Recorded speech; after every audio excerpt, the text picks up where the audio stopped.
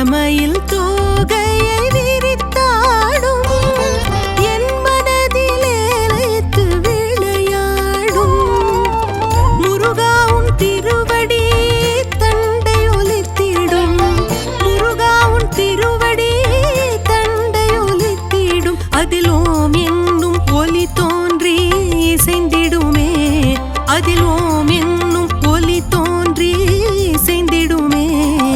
சுப்பிரமணியம் திருநாமமே அதை சொல்லச் சொல்ல மதுரமாகுமே தரிசனமே ஆனந்தமே நெஞ்சமெல்லாம்